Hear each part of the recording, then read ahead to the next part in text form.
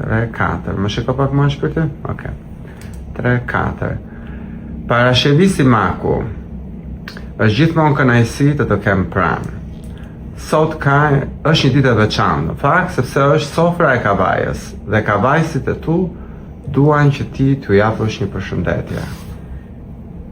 Është bërë gati një vit që kur dëgjova Fisnik Qosjen, një djalë aq i hishëm, aq i si zog i trembur, mori Eltoni Lirianin dhe i tha: "Çfarë mund të bëj për Parashevin, të lutem më thuaj." Edhe më ka ngelur në shpirt se gjithë këtë kohë që jam rikoperuar nga gjithë këto ngjarje që ndodhen, dua ta falenderoj për këtë nder të madh që më ka bërë sonte. Fisnik Qosja, të falenderoj me gjithë shpirt që më dhe mundësinë që të tregoj që jam kavaj, se mund ta nxjerrësh Parashevin nga kavaja, por nuk e nxjerr dot kavajen nga Parashevia. Dhe jam me ju me gjithë zemër, me gjithë shpirt, ju kam ndjekur edhe të gjithë progresin e madh, po unë kam filluar shumë thjesht në kopshtin Valgjel Thanasi me edukatoren time Ismete Kaplani, që më tha: "Hajde vije, këndo një këngë."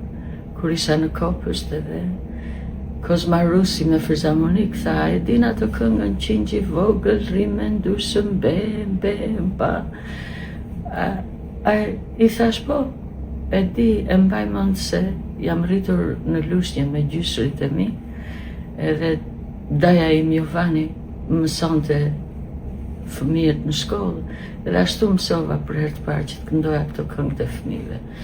Pastaj më morën më çuan tek Bujare Biturku, që ishte drejtoresha e fëmijëve të kavajës, të Pallatit Kulturës së Fatosave dhe Pionerëve, edhe ajo më prezantoi për herë të parë me maestron e madh Recep Asimi, se do ishte pamundur që kavaja ta prezervonte këtë kulturë kaq fisnike, kaq të madhe, kaq botërore, se i ka rënjët në Stamboll, edhe muzika dhe dashuria dhe respekti që ne mbajmë për fenë, sidomos ne besojmë në Allah, gjithmonë themi Bismillah.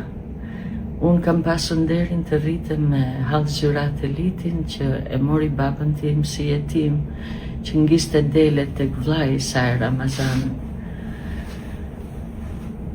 Lushkja, edhe atje jam rritur duke bërë rroba sa